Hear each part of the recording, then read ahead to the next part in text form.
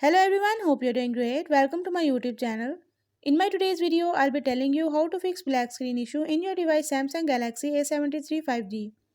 So if you're facing white screen or grayscale screen issue in your device Samsung Galaxy A73 5G, you can fix it by following a few steps which I'll be sharing with you in my today's video. But before that, hit the red subscribe button and the bell icon so you are the first one to know when I upload anything new. Now watch this video and you will learn how you can fix white screen, black screen or grayscale screen issue in your device.